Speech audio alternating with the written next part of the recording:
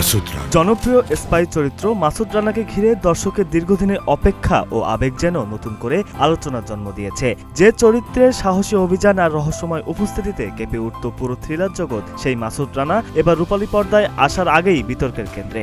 সম্প্রতি প্রকাশিত সিনেমার প্রথম অফিসিয়াল ট্রেলার একদিকে যেমন সেবা প্রকাশনীর সোনালী অতীতের নস্টালজিয়া ফিরিয়ে এনেছে, অন্যদিকে তেমনি দর্শকের একাংশকে করেছে হতাশ। ট্রেলার প্রকাশের পর সামাজিক যোগাযোগ মাধ্যমে শুরু হয় ব্যাপক আলোচনা সমালোচনা। অনেক দর্শক ও সমালোচকের দাবি, ট্রেলারটিতে বাস্তবধর্মী অ্যাকশনের চেয়ে কৃত্রিম বুদ্ধিমত্তা বা এআই প্রযুক্তির ব্যবহার বেশি চোখে পড়েছে।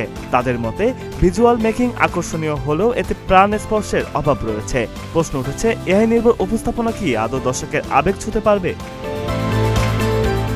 2020 সালে জাজ মাল্টিমিডিয়া কিংবদন্তি লেখক কাজী আনোয়ার হোসেনের সৃষ্টি মাসুদ রানার চরিত্র নিয়ে দুটি সিনেমা নির্মাণের ঘোষণা দেয়। পরে 2023 সালে মুক্তি পায় MR9 ডু অর ডাই। তবে পরিচালক সৈকত নাসিরের মাসুদ রানা সিনেমাটি বিভিন্ন জটিলতায় দীর্ঘদিন আটকে ছিল। অবশেষে ছবিটি মুক্তির পথে। প্রযোজক আব্দুল আজিজ জানিয়েছেন, আসন্ন ঈদুল আজহায় সিনেমাটি দেশে প্রেক্ষাগৃহ ও মাল্টিপ্লেক্সে মুক্তি পাবে।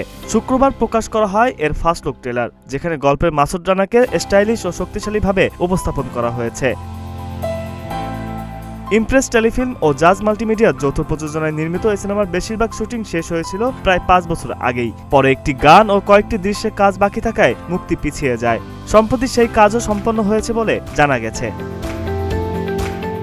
সিনেমাটিতে মাসুদ রানা চরিত্রে অভিনয় করেছেন রাসেল রানা। তার বিপরীতে সোহানা চরিত্রে দেখা যাবে পূজাচেরীকে। এছাড়া অবনীতা চরিত্রে অভিনয় করেছেন সৈয়দা তিথি অমনি। আসন্ন কোরবানির ঈদে দেশের বিভিন্ন প্রেক্ষাগৃহ ও মাল্টিপ্লেক্সে মুক্তি পাবে সিনেমাটি। মাসুদ রানা। বিনোদন ডেস্ক, গ্রিন টিভি ডিজিটাল।